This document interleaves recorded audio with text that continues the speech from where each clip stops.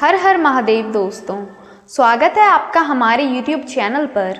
आज की वीडियो में हम सुनेंगे शिव महापुराण श्री रुद्र संहिता पंचम खंड का 39वां अध्याय, शंखचूड़ की सेना का संहार।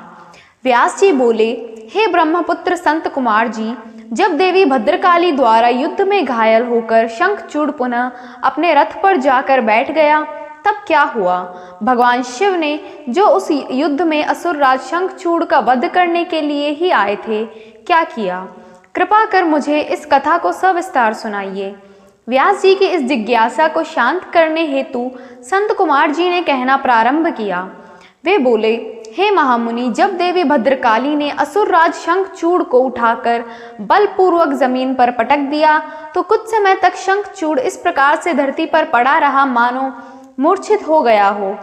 तब देवी जाकर दानवों पर प्रलय की भांति टूट पड़ी।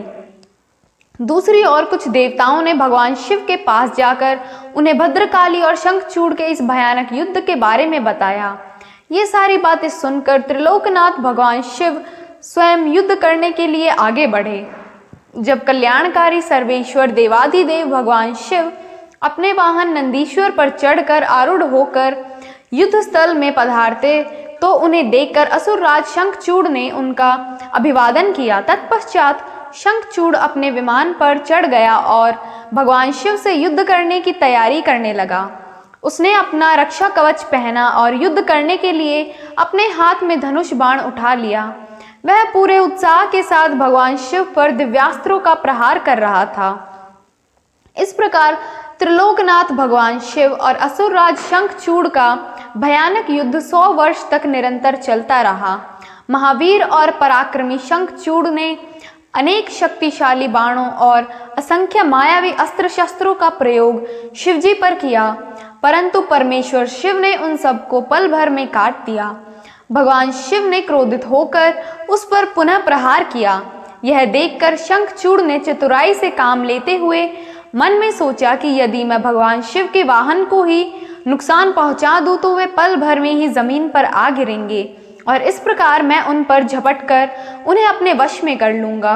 यह विचार मन में आते ही शंखचूड़ ने शिवजी के वाहन नंदीश्वर के सिर पर तलवार से प्रहार किया, परंतु देवाधिदेव ने क्षण मात्र में ही उस तलवार के 2 टुकड़े कर दिए। अपने प्रिय नंदीश्वर को युद्ध में निशाना बनता देखकर उनके सब्र का बांध टूट गया और उन्होंने अपने तेज बाणों से दैत्येंद्र की ढाल भी काट दी। जब तलवार और ढाल दोनों ही खराब हो गई, तब शंखचूड़ ने अपनी गदा से युद्ध लड़ना आरंभ कर दिया, परंतु गदा का भी हाल वही हुआ जो तलवार और ढाल का हुआ था। तभी देवी भद्रकाली वहां पहुंचकर राक्षसों को मारने काटने लगी। देखते ही देखते उन्होंने अनेकों वीर दैत्य का संहार कर दिया। कई का रक्त चूस लिया और बहुतों को अपने मुख में डालकर जिंदा ही निगल लिया।